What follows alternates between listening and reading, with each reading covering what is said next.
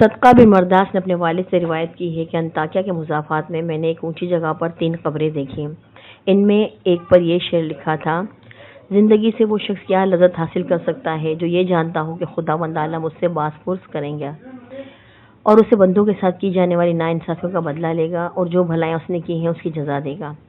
دوسری قبر پر لکھا تھا: کیا لذت پائے گا وہ جو یقین رکھتا ہو اس بات پر کہ اس پر موت اچانک ہی آ جائے گی، اس کی ساری بڑائی اور ملک چھین لے گی اور اس گھر میں ملائے گی جس کا وہ مستحق ہے۔ تیسری قبر پر لکھا تھا: کیسے مزہ لوٹے گا وہ جس کا رخ ایسی منزل کی طرف ہے کہ جس طرف اترنا نوجوانوں کو بوڑھا کر دیتا ہے، جو چہرے کے نقوش کو بہت جلد مٹا دیتا ہے اور جس کے جوڑ بوسیدہ ہو جائیں گے۔ یہ تینوں قبریں ایک صف میں کوہان کی شکل میں بنی ہوئی تھیں۔ راوی کہتا ہے کہ میں نے ایک بوڑھے کے پاس جا کر بیٹھ گیا اور اس سے کہا: میں نے تمہاری بستی میں ایک عجیب بات دیکھی۔ اس نے کہا: کیا دیکھا؟ میں نے واقعہ بیان کیا۔ اس بوڑھے شخص نے کہا کہ ان کا قصہ اس سے زیادہ تعجب خیز ہے جو تم نے ان کی قبروں پر دیکھا۔ میں نے کہا: سناؤ۔ اس نے کہا: یہ 3 بھائی تھے، ان میں سے ایک بڑا عہدیدار تھا جو بادشاہ کے ساتھ رہتا تھا اور شہروں اور لشکروں کے انتظام پر مامور تھا۔ دوسرا ایک مالدار تاجر تھا اور وہ بھی بادشاہ کے خاص لوگوں میں سے تھا۔ تیسرا ایک عبادت گزار شخص تھا جو عبادت کے لیے اپنے آپ کو فارغ کیے ہوئے تھا۔ اس عبادت گزار کی موت قریب آئی تو اس کے بھائی اس کے پاس جمع ہو گئے اور وہ سلطان کا مصاحب ہمارے علاقوں کا والی تھا۔ عبد الملک بن مروان نے اس کو والی بنایا تھا اور وہ ایک ظالم جابر اور لٹیرا تھا۔ یہ دونوں اپنے عابد بھائی کے پاس آئے جب اس کا آخری وقت تھا۔ دونوں نے عابد سے کہا کہ کچھ وصیت کر لو۔ اس نے کہا: اللہ کی قسم، میرا کوئی مال نہیں ہے کہ میں کچھ وصیت کروں، نہ میرا کسی پر قرض ہے جس کے لینے کی وصیت کروں، اور میں نے دنیا میں کوئی چیز نہیں چھوڑی جس کے لٹنے کا اندیشہ ہو۔ عہدیدار بھائی نے کہا: اے میرے بھائی، یہ میرا مال تیرے سامنے ہے، اس میں سے جو چاہے کہو اور جو دل چاہے وصیت کرو۔ اس نے رخ پھیر لیا۔ تاجر بھائی نے کہا: میرے بھائی، تجھے میری کمائی کا اور کثرت کی دولت کا پتہ ہے، شاید تیرے دل میں کسی کی بھلائی کا ارمان رہ گیا ہو جس کو مال خرچ کیے بغیر حاصل نہ کیا جا سکتا ہو۔ یہ میرا مال ہے، اس میں سے جو چاہو حکم کرو، میں اس کو پورا کروں گا۔ وہ ان دونوں کی طرف متوجہ ہو اور کہا: مجھے تمہارے مال کی ضرورت نہیں ہے، لیکن میں صرف ایک اقرار تم سے لیتا ہوں جس میں تم وعدہ خلافی نہ کرنا۔ انہوں نے کہا: وہ کیا ہے؟ اس نے کہا: جب میں مر جاؤں تو مجھے غسل دو اور کفن پہنا کر ایک اونچی زمین میں دفن کر دو اور میری قبر پر لکھ دینا: زندگی سے وہ شخص کیا مزہ لے سکتا ہے جو یہ جانتا ہو کہ خداوند عالم اسے باز پرس کرے گا اور اسے بندوں کے ساتھ ناانصافی کا بدلہ لے گا اور نیکیوں کی جزا دے گا۔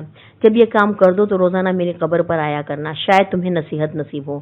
انہوں نے اس کی موت کا ایسا ہی کیا اور اس کے عہدیدار بھائی اپنے لشکر کے ساتھ قبر پر آتا اور اتر کر ان اشعار کو پڑھتا اور روتا۔ جب تیسرا دن ہوا تو لشکر کے ساتھ حسب معمول آیا اور اتر کر رونے لگا۔ پھر جب واپسی کا ارادہ کیا تو اس نے قبر کے اندر سے دھڑام کی آواز سنی۔ قریب تھا کہ اس کا دل پھٹ جاتا، چنانچہ وہ گھبراہٹ اور خوف کے ساتھ واپس ہوا۔ جب رات ہوئی تو اس نے اپنے بھائی کو خواب میں دیکھا اور اس سے پوچھا: اے میرے بھائی، تمہاری قبر سے جو آواز سنی وہ کیا تھی؟ اس نے کہا: وہ ہتھوڑے کی آواز تھی۔ مجھے کہا گیا کہ تو نے مظلوم کو دیکھا پھر بھی اس کی مدد نہ کی۔ چنانچہ وہ شخص صبح غمزدہ اٹھا اور اپنے بھائی کو دوسرے خاص لوگوں کو بلایا اور کہا: میں سمجھتا ہوں کہ ہمارے بھائی نے جو اپنی قبر پر اشعار لکھنے کی وصیت کی تھی اس کا مقصد مجھے تنبیہ کرنا تھا، اور میں تمہیں گواہ بناتا ہوں کہ آئندہ میں تمہارے درمیان نہیں رہوں گا۔ چنانچہ اس نے عمارت چھوڑ دی اور عبادت میں مشغول ہو گیا۔ اور عبد الملک بن مروان کو اس بارے میں خط لکھا تو اس نے لوگوں کو حکم دیا کہ اس کو چھوڑ دو جہاں چاہے جائے۔ چنانچہ وہ پہاڑوں اور صحراؤں میں رہتا یہاں تک کہ اس کی موت قریب آئی اور وہ چرواہوں کی ایک جماعت کے ساتھ تھا۔ اس کے بھائی کو خبر پہنچی تو وہ حاضر ہو گیا اور کہا: اے میرے بھائی، کوئی وصیت نہیں کرنی؟ اس نے کہا: کیا وصیت ہے؟ کوئی مال نہیں ہے جس میں وصیت کروں، لیکن ایک وعدہ ہے، وہ یہ ہے کہ جب میں مر جاؤں تو میری قبر تیار کر کے مجھے میرے بھائی کے پہلو میں دفنا دینا اور میری قبر پر لکھ دینا: کیسے لذت پائے گا وہ شخص جس کو یقین ہو کہ بہت جلد اس پر موت اچانک آ جائے گی اور اس سے عظیم ملک اور تمام بڑائی چھین کر اس پر قبر کو ٹھہرا آئے گی جس کا وہ باسی ہوگا۔ پھر 3 دن تک میرے پاس آیا کرنا اور میرے لیے دعا کرنا، شاید اللہ تعالیٰ مجھ پر رحم فرمائے۔ چنانچہ وہ مر گیا اور اس کے بھائی نے اس کی وصیت پر عمل کیا۔ جب اس کی قبر پر تیسرے دن آیا، دعا کی اور رویا۔ پھر جب واپس ہونے لگا تو اس نے ایک شدید آواز سنی جس سے اس کی عقل زائل ہونے کے قریب ہو گئی اور وہ وہاں سے بے چین ہو کر لوٹا۔ رات کو اس نے اپنے بھائی کو خواب میں دیکھا۔ اس نے کہا کہ میں نے جب خواب میں اپنے بھائی کو دیکھا تو اس کی طرف لپکا اور اس سے پوچھا: کیا تمہاری ملاقات کے لیے آئے ہو؟ اس نے کہا: ملاقات تو بہت ہی دور ہے۔ میں نے کہا: میرے بھائی، تیرا کیا حال ہے؟ اس نے کہا: خیریت سے ہوں۔ توبہ کتنی خوبیوں اور بھلائیوں کی جامع ہے۔ میں نے کہا: میرا دوسرا بھائی کیسا ہے؟ اس نے کہا: وہ تو نیک پیشواؤں کے ساتھ ہے۔ میں نے کہا: ہمارا کیا حال ہوگا؟ اس نے کہا جس نے دنیا اور آخرت کے لیے جو کچھ کیا ہے وہ دیکھ لے گا، بس تم اپنی مالداری کو فقیری سے پہلے غنیمت سمجھو۔ راوی کا بیان ہے کہ اس نے دنیا سے کنارہ کشی اختیار کر لی، اپنے مال کو تقسیم کیا، جائیداد بانٹ دی اور اللہ تعالیٰ کی عبادت میں لگ گیا۔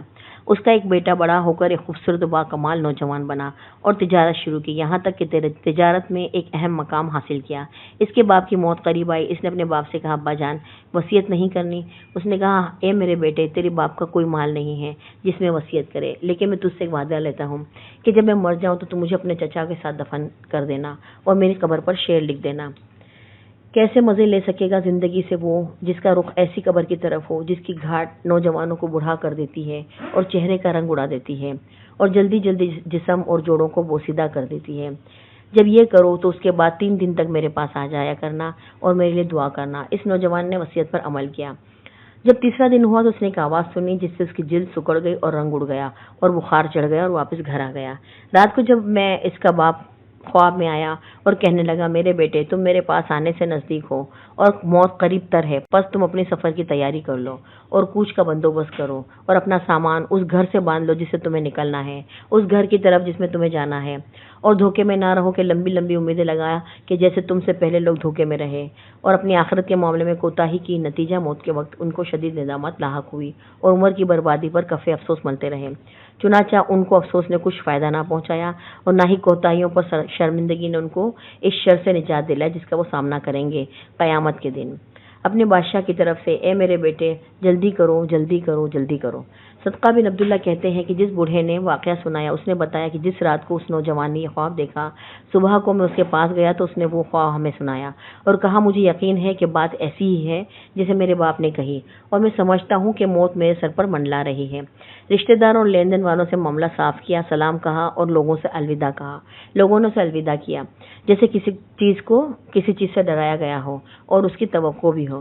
وہ کہتا ہے کہ میرے باپ نے کہا جلدی کر جلدی کر جلدی کر۔